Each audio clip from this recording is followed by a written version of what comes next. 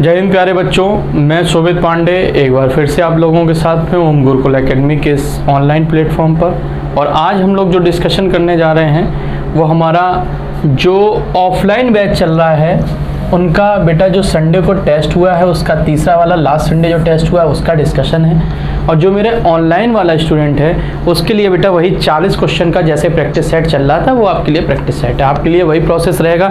जो लोग टेस्ट दे चुके हैं वो उसको हाई स्पीड लगा के देखते चले जाएंगे, जो गलत क्वेश्चन उसको केवल चेक करेंगे।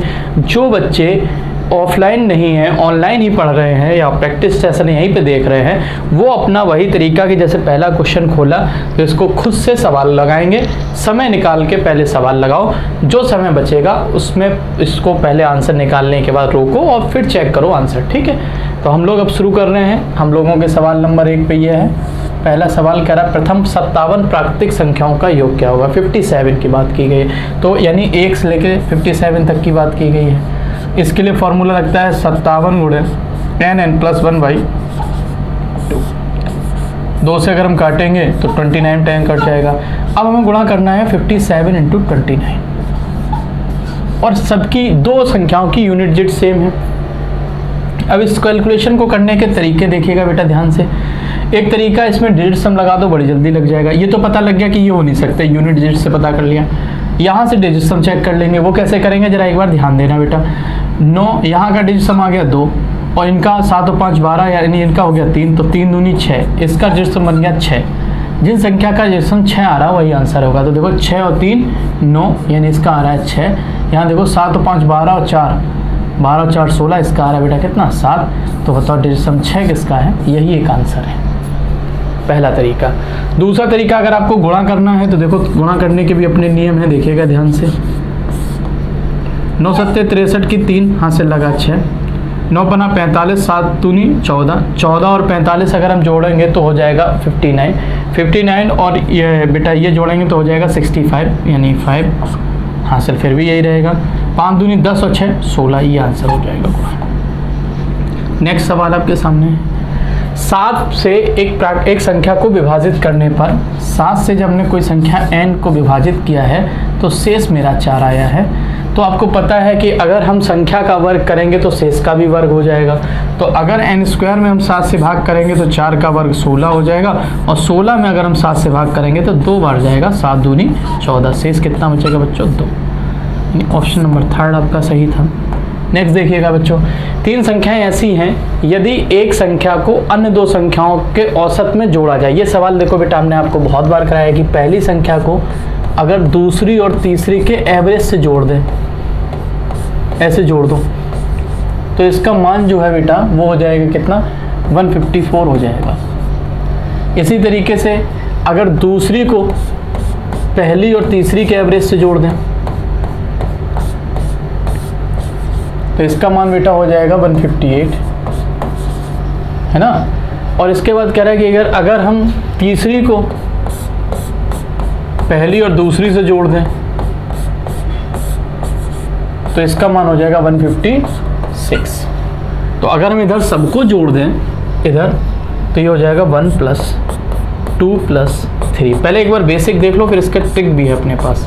प्लस इधर बताओ, अच्छा 1/2 1/2 1/2 ये सब जुड़ जाएगा, इनको अलग जोड़ लेंगे तो नीचे एलसीएम हो जाएगा 2 और सब 2 बार है तो क्या यहाँ पे ये भी बताओ 1 + 2 + 3 ही तो बचेगा। समझो, यही बात समझाना है मुझे।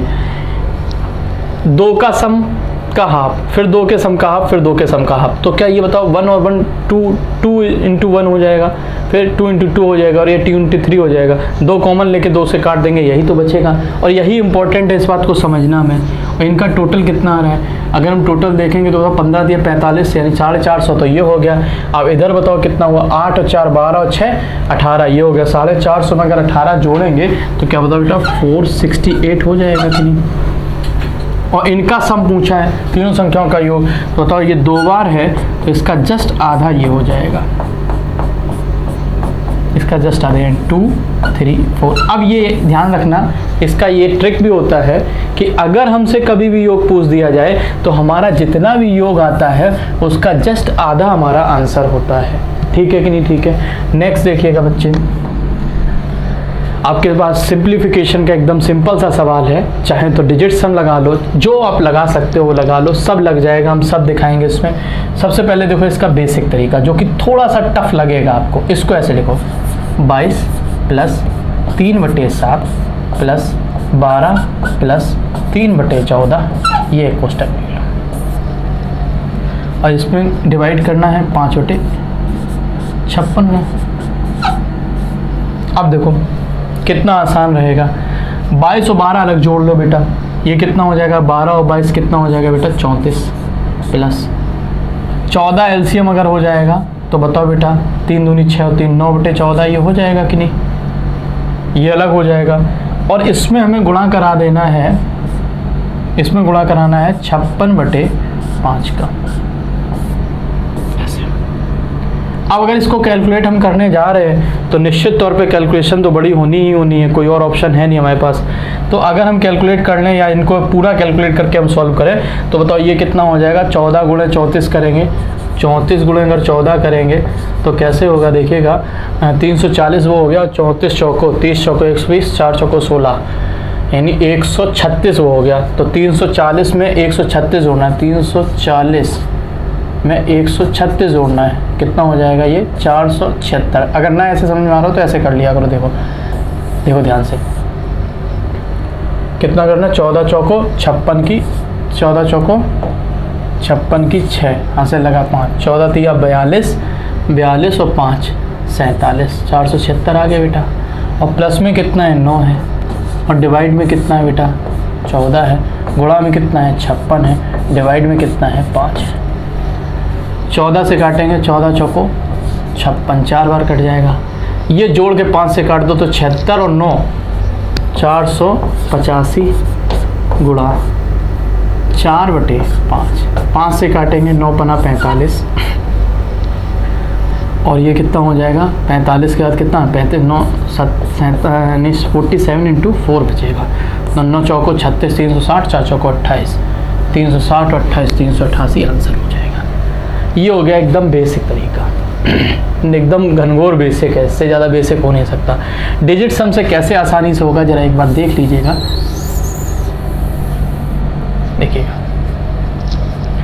अगर हम इस संख्या को देखें, इस संख्या को, तो यहाँ पे हमें पहले सॉल्व करना पड़ेगा इनका डिजिट सम, या इनको थोड़ा सॉल्व कर लो जैसे हमने किया था। क्या किया था मैंने, 34 प्लस कितना आया था बेटा 9/14 ये आ गया था, और इसमें हमें गुणा करा देना था कितने का 56/5 का। थोड़ा ध्यान दीजिएगा, यहाँ का डिजिट सम जोड़ो जरा बेटा, यहाँ का डिजिट सम आ रहा है 7 प्लस नीचे 5 हो रहा है तो ऊपर 9 दूनी 18, 18 का मतलब हो जाएगा, यानी यहाँ का डिजिट सम क्या हो जाएगा 0 हो जाएगा। और इधर देखो बेटा, इधर का डिजिट सम अगर हम ध्यान देंगे तो 7 6 5 11, 11 का मतलब 2, 2 दूनी कितना हो जाएगा 4 ये हो जाएगा, और 7 चौको 28 ये हो जाएगा। टोटल डिजिट सम कितना बनेगा बेटा, ध्यान से देखिएगा 28। अब 28 का मतलब 10 का मतलब 1। अब इधर देखो 8 और 8 16 और 3 19, और 19 का डिजिट सम कितना आ रहा है 1। हो सकता है ये बात आपको कम समझ में आई, अगर आपने नहीं पढ़ा है तो ध्यान से देखो, फिर से एक बार डिजिट सम के रूल को फॉलो करते हुए फिर से पूरी बात बता रहे हैं, ध्यान दीजिएगा। हमने ये कहा कि इसको लिखो 12 प्लस 22 को 34 और प्लस सॉल्व करके लिखेंगे तो हो जाएगा बेटा 9/14। इसका डिजिट सम अलग निकालो और इनटू में कर दो बेटा 56/5। इसका डिजिट सम अलग निकालो और बाद में जोड़ो। इसका डिजिट सम यानी अंकों का योग कितना हो रहा है 7 हो रहा है। अब जब यूनिट पे 9 आ जाता है तो उसका डिजिट सम क्या हो जाता है 0। तो ये तो सॉल्व हो गया ऐसे। कभी बटे में 5 हो तो जो डिजिट सम आए उसको दोगुना कर दो, वही उसका डिजिट सम होता है। जैसे 5 हो तो दोगुना कर दो, 2 हो तो 5 कर दो, समझ रहे हैं ना। तो बताओ जरा बेटा इसका अंकों का योग कितना हो जाएगा 6 और 5 11, यानी डिजिट सम कितना आ रहा है बेटा 2 का दोगुना कर देंगे कितना बन जाएगा ये बेटा 4। अब 7 चौको 28, संख्या बनी 28 और इनका डिजिट सम बन गया 8 और 2 10, यानी कितना आ रहा है बेटा 1 अंक में बदलना है तुम्हें 1। अब तुम देखोगे 1 किसी और का आ रहा है क्या, यहाँ बताओ 9 कट जाएगा, इसका कितना आ रहा है 5, 8 और 10, 8 और 2 10, 8 18, 18 का मतलब 9, यानी डिजिट सम कितना हो गया बेटा 0। इसका बोलो कितना आ रहा है बेटा 7, इधर बोलो 8 और 8 16 और 3 19, 19 का मतलब बेटा ये कट जाएगा, डिजिट सम कितना आ गया 1, और यही आंसर हो गया। सबसे जल्दी लगेगा डिजिट सम से। डिजिटल सम अगर सीखे हो तो बहुत जल्दी लगेगा। एक परिवार में पिता और माता की औसत आयु 35 है। यदि बच्चे पिता माता की आयु का योग कितना है 81 है, तो बच्चे के अब बताओ 35 दूनी 70 के तो माता पिता हो गए और 81 के टोटल है, तो कम कर दो बेटा 11 साल का बच्चा है। एक बैग में 6 काली 7 हरी 8 चांदी के रंग की गेंदें हैं। एक गेंद यदि अक्षर निकाली जाती है तो क्या प्रायिकता है कि ना तो काली और ना ही चांदी के रंग की होगी। अब बात समझो बहुत अच्छे से। उसने कहा जब भी ना तो काली और ना ही चांदी के रंग की। ये जो प्रोबेबिलिटी वाला टॉपिक है बेटा, ये ध्यान रखना, ये यूपीएसआई में आएगा। किस में आएगा? यूपीएसआई में, ठीक है। पहले तुम निकालो कि काली और चांदी के आने की प्रायिकता क्या होगी। तो टोटल कितनी गेंदें हैं बताओ बेटा? 6 और 7 6 13 13 8 7 8 6 14 और 7 21 गेंदें हैं टोटल। कितनी हैं बेटा? 21। और 21 गेंदों में काली और चांदी की होने की प्रायिकता बेटा कितनी है? 8 और 6 14। कितनी है बेटा? 14 है। यानी अगर हम 7 से काटेंगे तो 7 दूनी 14 और 7 के 21। 2/3 प्रायिकता है इसके होने की। तो ना होने की प्रायिकता क्या हो जाएगा? 1 - 2/3, यानी कितनी हो जाएगी? 1/3। नेक्स्ट देखिएगा, 9 सेंटीमीटर मोटाई की एक आयताकार सीट है बेटा। एक कोई ऐसी आयताकार सीट है ऐसे, ठीक है। इसकी मोटाई दी गई। जैसे आयताकार सीट हम तुम्हें कैसी दिखाएं अगर तुम्हें समझ में आ जाए तो, जैसे देखिएगा एग्जाम्पल के तौर पे, जैसे बेटा ये अगर तुम्हें दिख रहा है, ये थोड़ा सा वर्गाकार है, दिख रहा होगा। तो ये इसकी ऐसे देखो इधर, ये वर्गाकार है, ये लंबाई हो गई, ये चौड़ाई हो गई, लेकिन इसकी मोटाई तो इसको बोलेंगे कि नहीं। जैसे और तुमको हम समझाएं, इधर देखो अब समझ में आ जाएगा।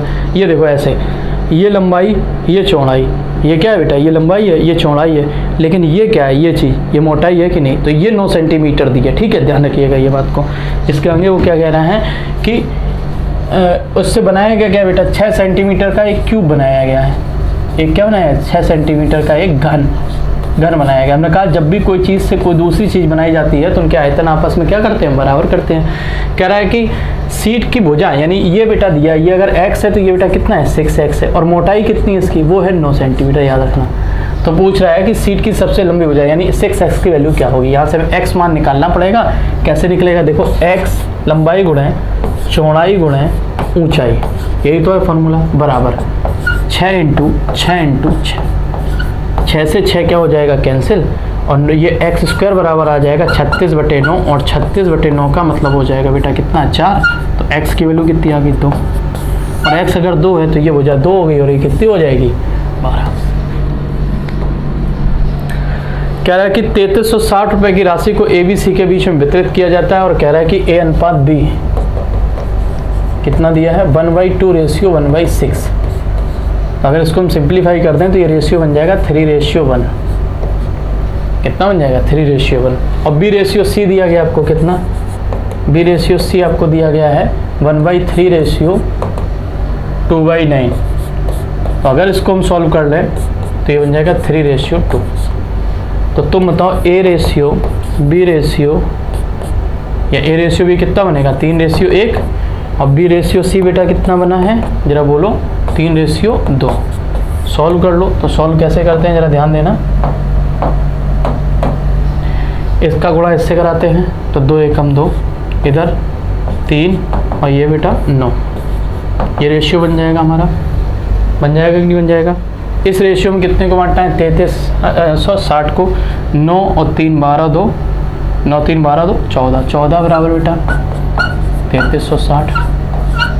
ए का हिस्सा यानी 9 बराबर बेटा आपका आंसर है 3360 बटे कितना आ जाएगा? 3360/14 × 9। डिजिट सम लगा दें। देखो कितना आसान रहता है डिजिट सम, देखिएगा। क्योंकि यहाँ पे देखो ध्यान से, यहाँ सब 0 हो जाएगा। तो जिसका डिजिट सम 0 आ रहा है वही आंसर। देखो बेटा 6 और 3 9, यही आंसर है। इसका भी 9 आ रहा है, इसका भी 9 आ रहा है। तो इसमें बेटा डिजिट सम क्या हो जाएगा? फेल हो जाएगा, नहीं लगाना। अब कैलकुलेट ही कर लेना। तो कैलकुलेट कैसे करेंगे बताओ? 14 से भाग कर दो इसमें। 14 दूनी 28, कितना बचेगा? 5। 14 चौको 56, 240 का 9 गुना तो 10 गुना कितना होता है बेटा 240 और 24 कम कर देंगे 216, यानी फर्स्ट ऑप्शन। देखिएगा क्वेश्चन कह रहा है 510 रुपये में एक वस्तु बेचकर जॉन को 15% की हानि, 10% का लाभ कमाने के लिए। बताओ 15% की हानि हुई तो क्या 85% पे बेची है ये वैल्यू 510, और 10% का जब लाभ कमाना होगा तो क्या 110% पे बेचेगा। तो 510 बटे 85 इंटू 110, काट दो बेटा 17 से 5 बार, 17 से 3 बार, 5 से 6 बार, तो कितना आ जाएगा 660। वह छोटी छोटी संख्या कौन सी है, जैसे 2, 12, 21 और 35 से विभाजित करने में प्रत्येक दशा में 2 शेष है। किससे किससे बेटा 12, 21 और 35। अब देखो ये डिविजिबिलिटी से हाँ डिविजिबिलिटी से बड़ी जल्दी लगेगा। कैसे लगेगा, ध्यान दो।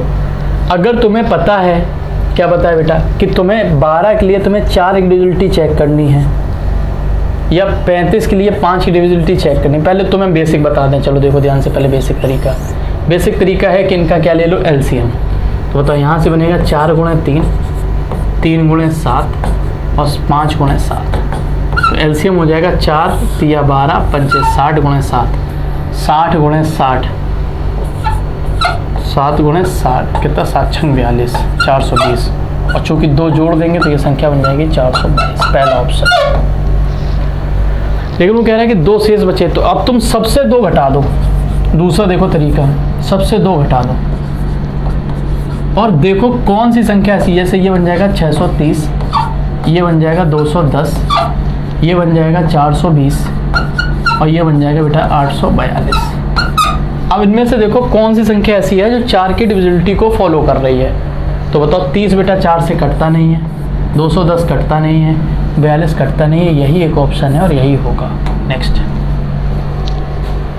यदि किसी आयत की लंबाई और चौड़ाई के अनुसार 15 और 20% की वृद्धि की जाए तो क्षेत्रफल बताओ कितना बढ़ जाएगा। ये बेटा चाहे तो फॉर्मूला लगा लो और चाहे बेसिक। 15% बढ़ गई तो 20 से 23 हो गई, 20% बढ़ गई तो 5 से 6 हो गई, 100 से 23 सिक्का, 20 सिक्का 120 और 6 दिया 18, 18 और 120 138 हो गई, तो 38% बढ़ जाएगी।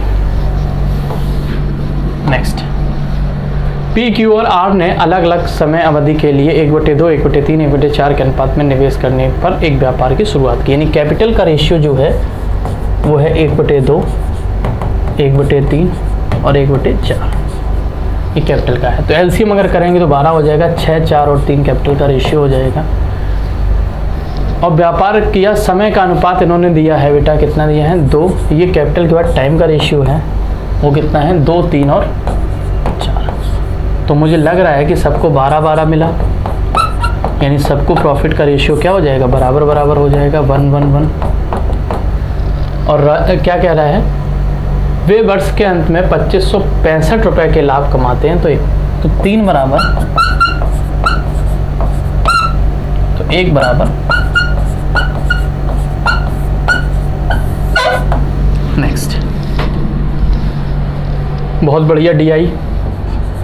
अभी हाल ही में पैट की परीक्षा देनी है, तो जब पैट की परीक्षा देनी है तो ध्यान रखिएगा बेटा डीआई जरूर मिलेगी, वहाँ पे टकराएगी तुमसे आके ज़बरदस्ती। कारण क्रमागत वर्षों में 3 उत्पादों की बिक्री की गई है। यूनिट की संख्या के बारे में निम्नलिखित जानकारी का अध्ययन करें। कह रहा है कि टीवी जो है देखिएगा ध्यान से, थोड़ा सा इस फिगर में जो हमें लग रहा है वो डीआई थोड़ी कम क्लियर आई है। टीवी एकदम डार्क काली वाली है, फ्रिज ये है और एसी एकदम वाइट है। वाइट दिख नहीं रहा वाइट में, है ना, थोड़ा क्लियर नहीं है बेटा।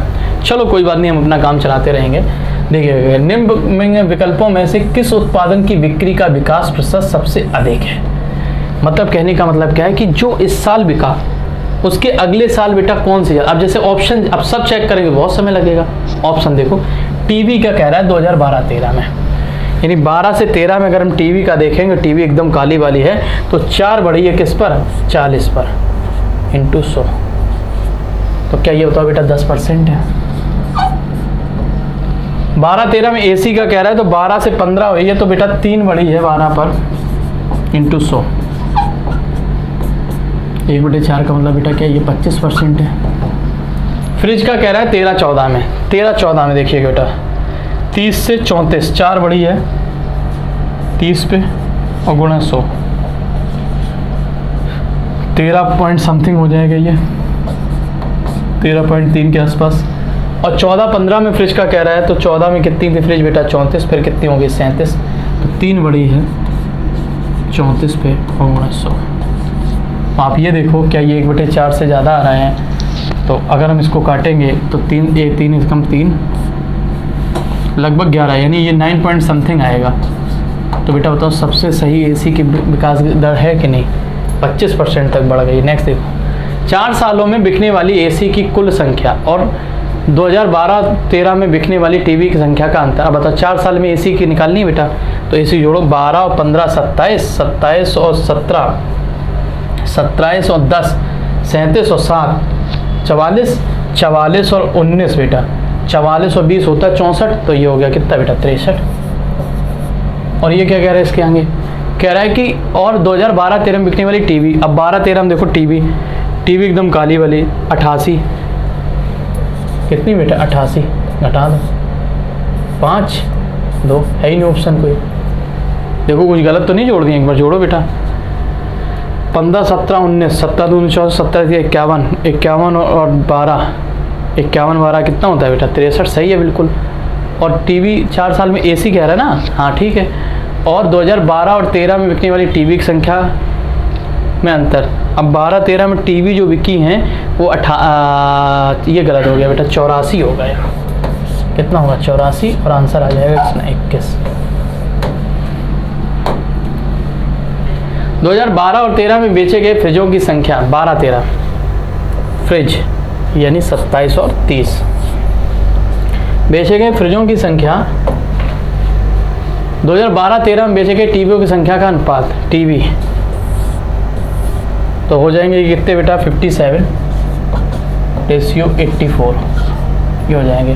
क्योंकि 3 से कट रहे हैं तो काट दो 3 से, 3 दूनी 3 एकम 3, 3 नियम 27, 3 से काटो 3 दूनी 6 और 3 24।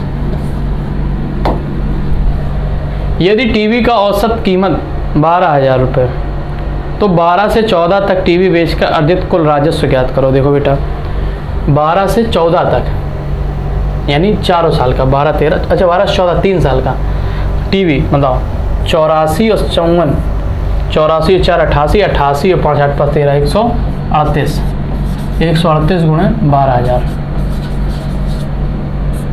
खेल जाओ बेटा डिजिट सम, अब यहाँ गुणा कराने की जरूरत ही नहीं है। देखो क्या है, इसका कितना हुआ 3 और इसका हुआ 3, 3 तिरका 9, इसका सम 0 आ जाए वही आंसर। तो देखो बेटा इसका कितना रहा, 5 और 2 7 और 1 8, 5 और 5 10 और 7 17, इसका भी 8 हो गया। 6 और 6 12, 6 18, इसी का 0 आ रहा है। इसका भी एक बार चेक कर लो, 6 और 6 12 4 16 7 आ रहा है, तो ये ऑप्शन होगा। 2012 से 15 में बेचे गए फ्रिज की औसत संख्या, 12 से 15 फ्रिज की, फ्रिज का मतलब बेटा लाइट वाला, 27 30 34 और 37 औसत संख्या। और 2013-14 में बेचे गए टीवी की औसत संख्या,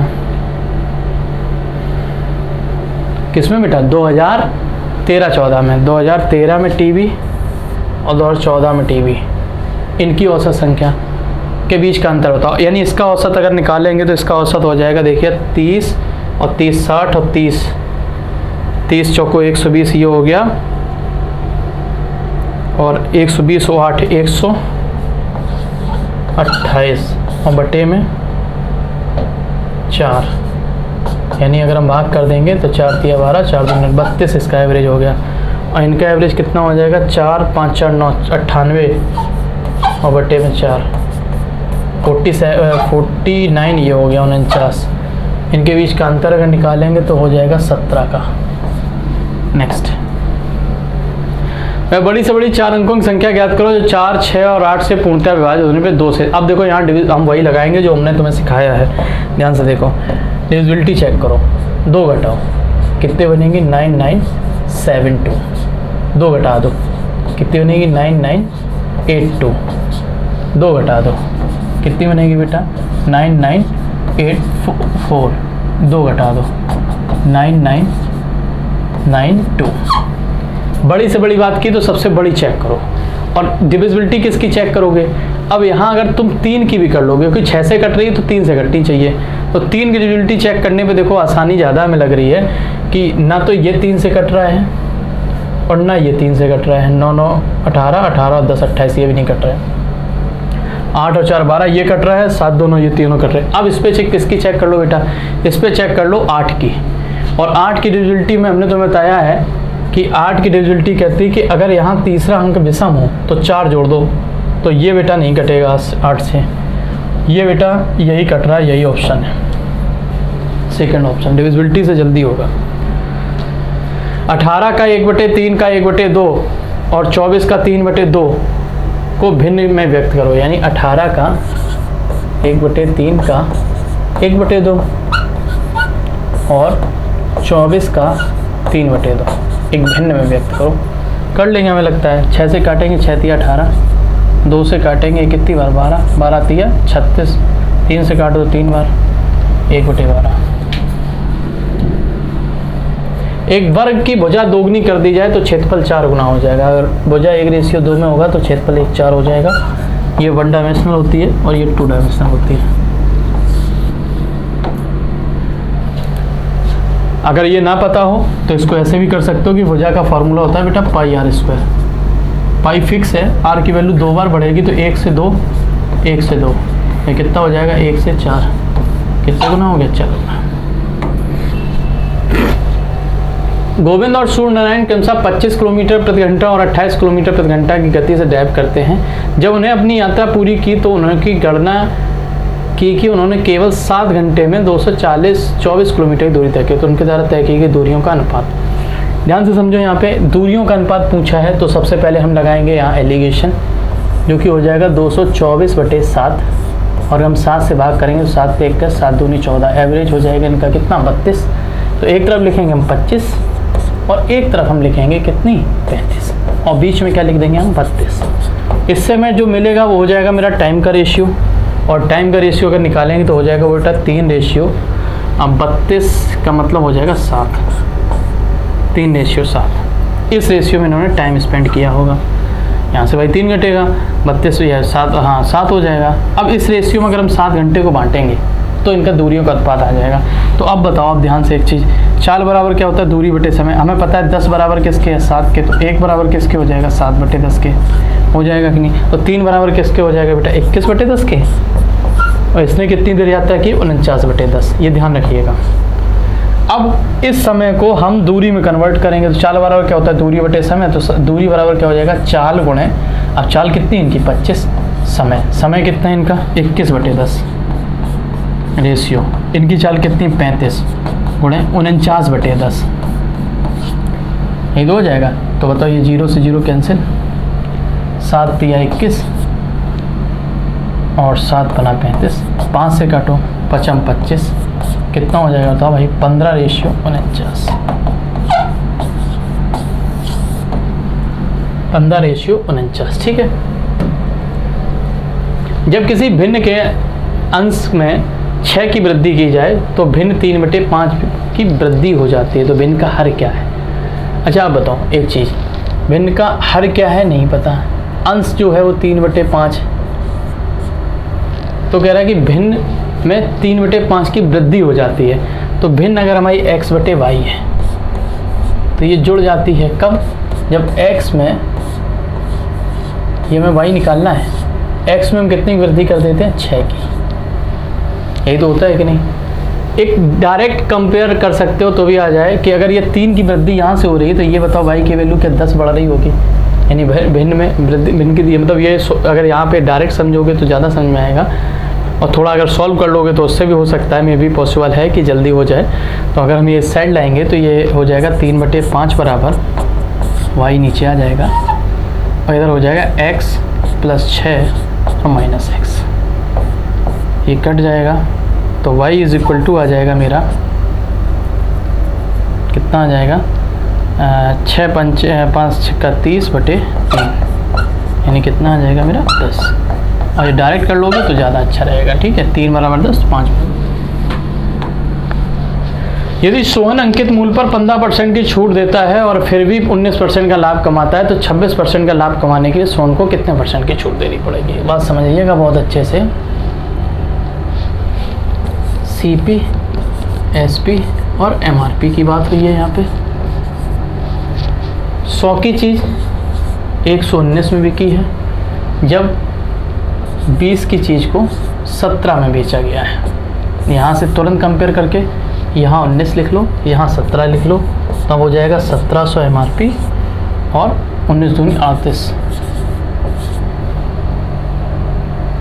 कुछ गड़बड़ हुआ है क्या? फिर से देखो, ये अगर 100 लिखेंगे, 100 की यहाँ थोड़ा सा गड़बड़ हुआ है कि 119 हो जाएगा, तो 119 दूनी 238, 2300 ये हो जाएगा। भाई यहाँ पे 100 की चीज़ पे 19 का फायदा 119 का हो जाएगा, तो ये 119 यहाँ लिखा जाएगा, यहाँ 17 वाला यहाँ आ जाएगा। ये हो गई CP और ये हो जाएगा MRP। अब इसको कितने % का लाभ चाहिए भाई? 26%। इसका निकालना हमें 26%। 17 गुणे 26, तो बताओ अगर 17 गुणे 26 करना होगा ये, तो इसके करने के दो तरीके, या तो 17 की टेबल याद हो, 17 छिक्का 102 सीधे कर लो, 10 हासिल, 17 दूनी 34 और 10, 34 और 10 44, है ना। 26% का लाभ चाहिए तो इतने का लाभ इनको चाहिए, तो इसका मतलब 442 रुपये और महंगी जाएगी। 1700 में 442 अगर हम जोड़ देंगे तो 17 और 4 21, 2142 की चीज़ बिके, कौन सी? 2380 वाली। और तुम बताओ अगर 2380 की चीज़ पे 2142 का मिल रही है तो ये 8, 3 और 138 का फ़ायदा हो रहा है कि नहीं? सॉरी 238 का फ़ायदा हो रहा है, और 238 का फ़ायदा जो हो रहा है वो किस पर हो रहा है भाई? 2380 पे हो रहा है। तो आंसर जो आएगा वो मेरा 10% आ जाएगा। हटाओ, देखो यहाँ पे 238 का और 10% आंसर आ जाएगा। पर कहीं ना कहीं अपने आप में बहुत कैलकुलेटिव सवाल है, तो इसका कुछ तो कुछ जुगाड़ करना पड़ेगा हमें। 19% पे हम खेल नहीं सकते हैं। लाभ हमारा बढ़ के 19% से 26% हुआ है, और डिस्काउंट मेरा 15 से घट के कितना हो जाएगा बताओ? 19 से ये बढ़ा कितना है? ये जो बढ़ा है वो बढ़ा है 7%, लेकिन वो बढ़ा है CP पे, और डिस्काउंट जो मेरा घटा होगा वो घटा होगा किस पे? MRP पे। तो CP का 7% जो है वो MRP के कितने % के बराबर होगा, बस ये निकाल लो। अगर ये तुमने निकाल लिया तो बहुत आसान सवाल हो जाएगा ये। अभी देखो ये बेसिक ही है, अगर कुछ अच्छा मिलेगा तो फिर हम बताएंगे। अतुल और अनिल ने एक व्यवसाय में 2500 रुपये और 4000 का निवेश किया। अतुल को व्यवसाय चलाने के लिए 100 त्रैमासिक मिलते हैं, 100 रुपये त्रैमासिक मिलते हैं। यदि अतुल वर्ष के अंत में कुल 4150 रुपये मिले तो अनिल ने कितना धन मिलाया था? अतुल और अनिल ने एक व्यापार में कम से कम 2500 और 4000 का निवेश किया। अतुल, अनिल, इसने लगाए हैं भैया 2500, इसने लगाए हैं 4000। यानी अगर रेशियो देखेंगे कैपिटल का अतुल को व्यापार चलाने के लिए 100 त्रैमासिक मिलते हैं। अच्छा ठीक, इनको अगर हम रेशियो देखेंगे 5 से काटेंगे ये और ये हो जाएगा 8, इस रेशियो में धन मिलेगा। लेकिन वो क्या रहा है, ध्यान से सुनो, क्या है? अतुल को व्यवसाय चलाने के लिए 100 रुपये त्रैमासिक मिलते हैं, यानी 3 महीने में 100 रुपये का बिल बनेगा। तो वर्ष के अंत में कुल लाभ इतने में, कुल लाभ अतुल को वर्ष के अंत में कुल इतने रुपए मिलते हैं। तो अतुल ने 100 रुपये त्रैमासिक के हिसाब से बताओ बेटा, 4 तिमाही में 400 रुपये तो उसने देख रेख के ले लिए। अब बचे कितने? तो 4150 में से 400 घटा दो,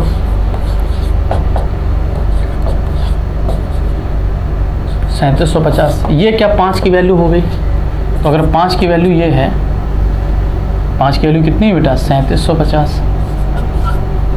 तो 1 की वैल्यू यहाँ से निकालो, 7 पना 35,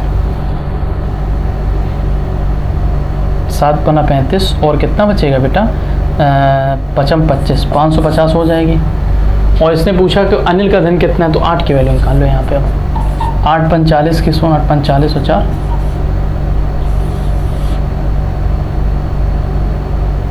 44 आना चाहिए। एक बार देखो कहीं गड़बड़ तो नहीं हो रहा है, कैलकुलेशन मिस्टेक तो नहीं है। एक बार फिर से देखो, 7 4 11 3750 होगी। क्या ये 5 की वैल्यू होगी? 3750, 1 की वैल्यू 7 5 7 35, 55 25, 750। हाँ यहाँ गलत हो गया था थोड़ा सा, 5 से 5 ही लिख दिया था। 5 7 35, 55 25 ये हो जाएगा। तो 8 बराबर हो जाएगा 75 8 यानी 8 24 0, 8 45 4, 8 7 56 और 4 60।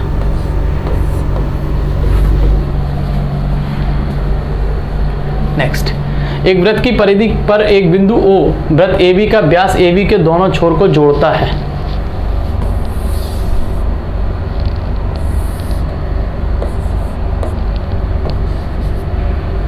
क्या कह रहा है, फिर से पढ़ो। एक वृत्त की परिधि पर एक बिंदु O वृत्त A और B के व्यास AB के दोनों छोरों को जोड़ता है। यह है O, ताकि OA बराबर OB यानी ये बराबर हो गए। यदि वृत्त का व्यास 12√2 हो तो त्रिभुज AOB का क्षेत्रफल ज्ञात करो। बात समझो, ये अगर बराबर हो गए हैं तो ये व्यास है, ये 90 डिग्री बनाएगा। ये कितना है? 12√2 है, तो ये 12 होगा, क्योंकि भुजा का रेशियो A√2 होता है। तो क्षेत्रफल जो कि पूछा किसका इसने? AOB का, यानी पूरे त्रिभुज का। अब चाहें तो इसमें जो थ्योरम लगाना चाहो, समकोण त्रिभुज है तो 12 × 12/2 कर दो।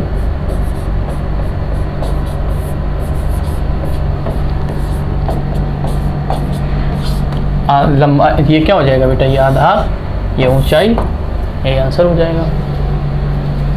नेक्स्ट, स्थिर पानी में नाव की गति और धारा की गति की 3 गुनी है, मतलब x और y, यानी अगर 3 है ये 1 है, ये कह रहा है। एक नाव धारा की दिशा में 2 घंटे में 16 किलोमीटर की दूरी तय कर सकती है। तो स्थिर पानी में नाव की गति ज्ञात कीजिए। इसको अगर हम 3a मान लें तो ये हो जाएगा a। धारा की दिशा में, ध्यान सुनिएगा, एक नाव धारा के साथ या धारा की दिशा में कितना चला है बेटा? 16 किलोमीटर चला है 2 घंटे में। तो क्या बताओ, इसका जो बेटा रहेगा वो 8 किलोमीटर पर आवर हो जाएगा, 8 किलोमीटर प्रति घंटा हो जाएगा। और अगर हम यहाँ से रिलेटिव स्पीड निकालेंगे वो आ जाएगी मेरी 4a। 4 = 8 के, तो a बराबर किसके है? 2 के है। स्थिर पानी में नाव की गति यानी 3a की वैल्यू कितनी हो जाएगी बेटा? 6। नेक्स्ट, त्रिज्या 3.5 सेंटीमीटर और ऊंचाई 9.6 सेंटीमीटर के शंकु को पिघलाया जाता है। एक शंकु की रेडियस दी गई 3.5 और हाइट दी गई है 9.6, और उसी त्रिज्या के सिलेंडर का निर्माण किया जाता है। सिलेंडर की ऊंचाई क्या होगी? तो बेटा बताओ, शंकु क्षेत्रफल 1/3 पाई, ऊंचाई पूछिए तो रेडियस बराबर है टेंशन है r²h।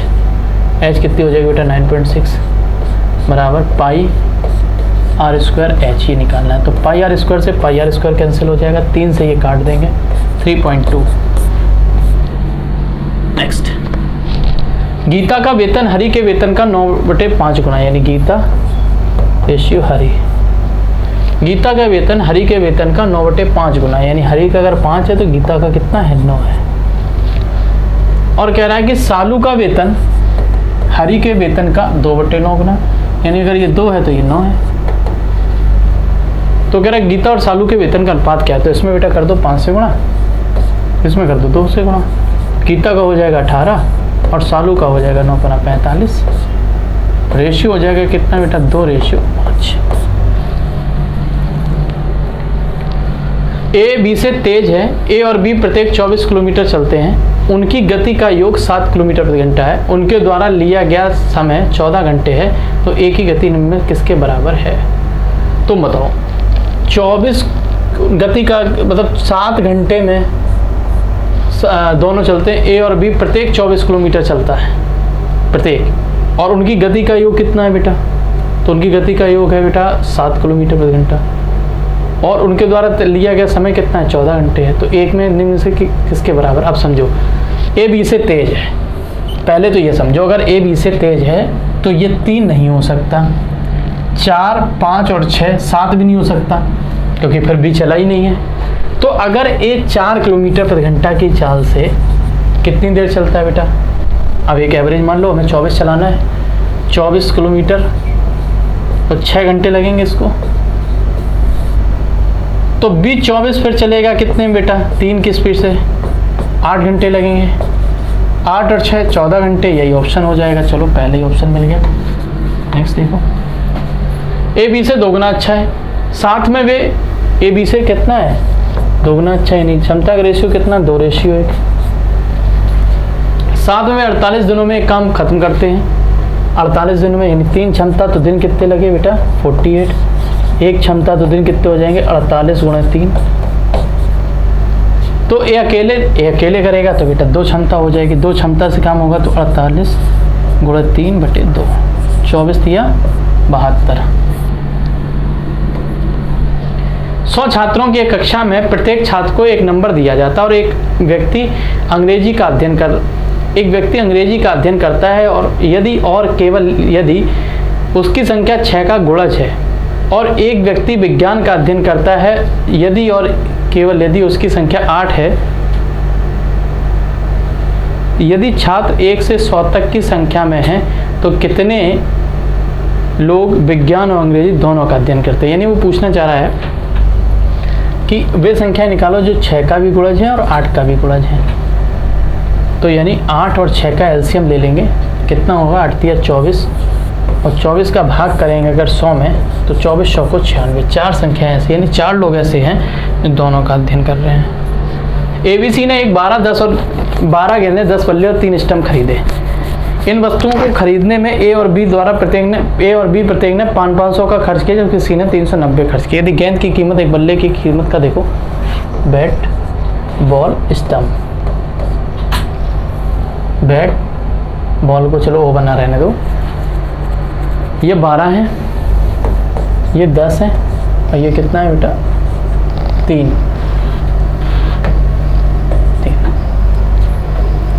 ए और बी प्रत्येक ने 500 खर्च किए हैं, जबकि इसने इतना खर्च किए हैं। यदि गेंद की कीमत बल्ले की 1/5वां भाग और स्टंप की कीमत एक गेंद का 2.5 गुना हो।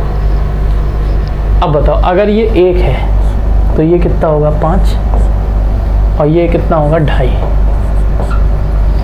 अब चूंकि 2 से गुणा करेंगे तो ये कितना हो जाएगा? 10। ये कितना हो जाएगा? 2 और ये कितना हो जाएगा? 5। तो 5 दिया, 15 रुपये यहाँ से खर्च हुए। यहाँ बताओ भाई 20, यहाँ बोलो भाई 120, 120, 120, 140 और 15, 155 रुपये खर्च हुए मेरे हिसाब से। तो और इनके हिसाब से 1390 खर्च हो गए, क्योंकि 500 दोनों के, और 500 1000 और 390 और जोड़ दो, कितना हो जाएगा? 155 का भाग कर दो किस में? तो यहाँ से 1 की वैल्यू, यानी 5 से अगर काटेंगे, 5 से 15, 5 1 5, यहाँ 5 से काट दो बेटा तो 5 दूनी 10, 5 7 35, 5 8 40, ये हो जाएगा। 31 में अगर यहाँ देखेंगे तो ये कट काहे नहीं रहा है? चलो देखते हैं। ये हो जाएगा 278/31। और इन्होंने पूछा क्या है? प्रत्येक बल्ले की कीमत कितनी मानी थी, यानी 10 की वैल्यू। बेटा ये कटना चाहिए था।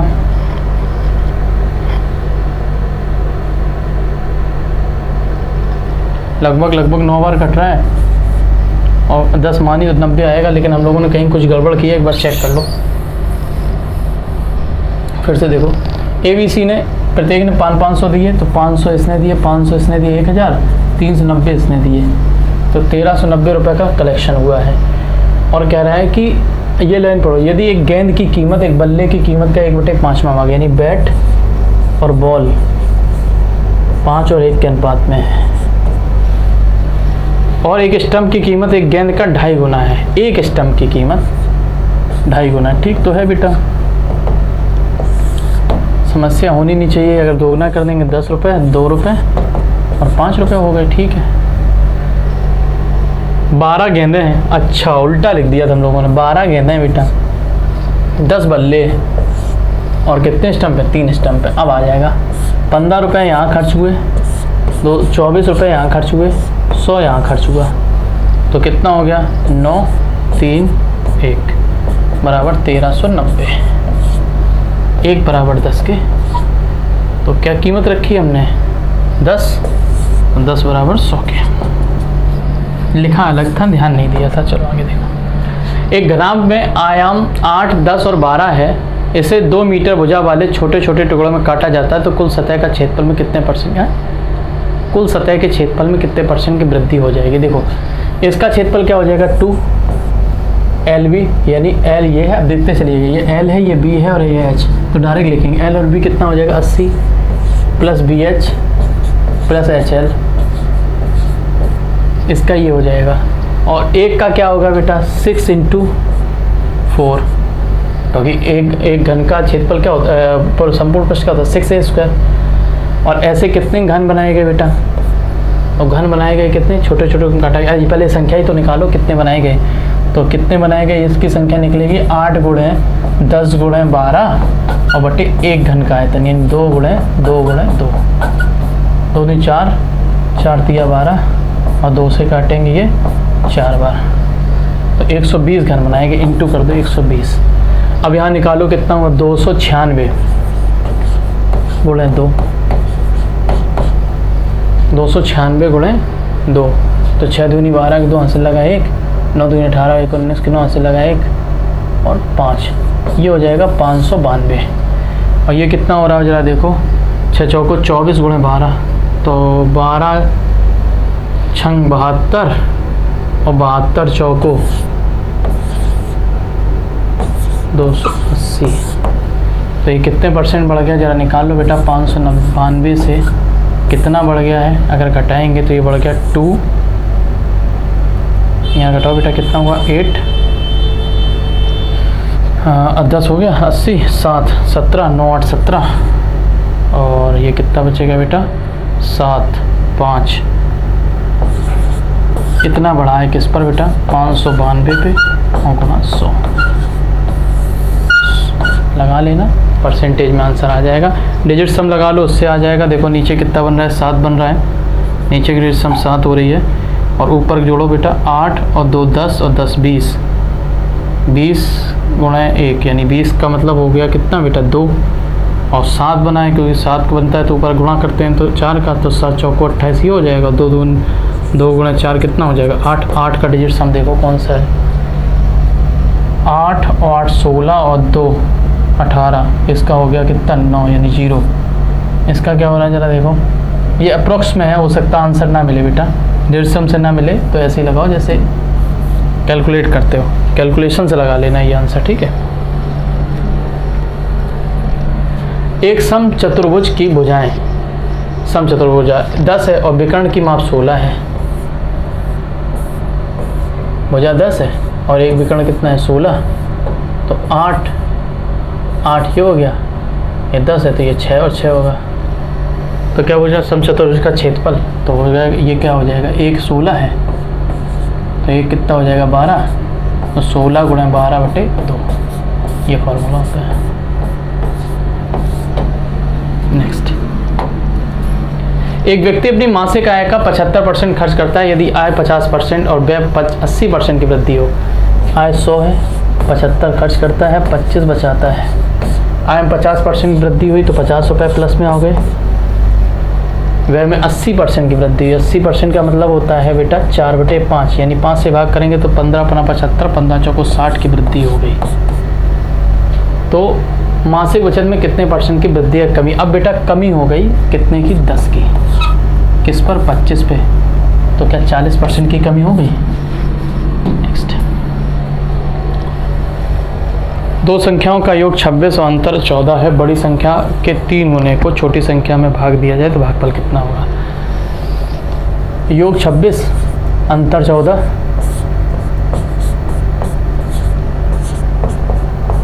बड़ी संख्या 20 छोटी संख्या 6। बड़ी संख्या के 3 गुने को छोटी संख्या से भाग दिया जाए तो 3 गुना कितना हो जाएगा 60, 20 या 60, 60 से भाग करेंगे, भागफल कितना हो जाएगा 10। एक रॉड की अधिकतम लंबाई ज्ञात करो जो 10, 8 और 5 मीटर के एक आयताकार बॉक्स में रखी जा सके। फॉर्मूला होता है √L² + B² + H²। लगा दो, आंसर आ जाएगा। 10 का वर्ग 100, 8 का वर्ग 64 और 5 का वर्ग 25, और ये ले लो रूट के अंदर।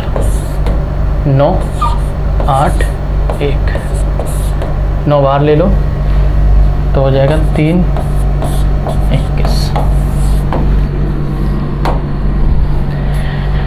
यदि एक निश्चित मूलधन पर यदि 2 वर्ष के लिए साधारण ब्याज 3000 और 2 वर्ष के लिए चक्रवृद्धि ब्याज इतना, तो ब्याज कितना? तो मतलब अगर 2 वर्ष के लिए साधारण ब्याज का अंतर निकालेंगे तो 1500 तो ये हो जाएगा, और 1500 ये होगा, और 1500 प्लस जो ओवर है वो यहाँ इस पे मिला होगा, कितना है वो 225, और 225 मिला है किस पर? 1500 पे, 1900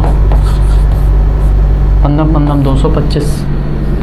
इस तरीके से बेटा आज का प्रैक्टिस सेशन ख़त्म होता है। हम लोगों ने कुछ अच्छे सवालों को डिस्कस किया। अब हम लोग मिलते हैं जल्दी ही अगले सेशन में। नमस्कार।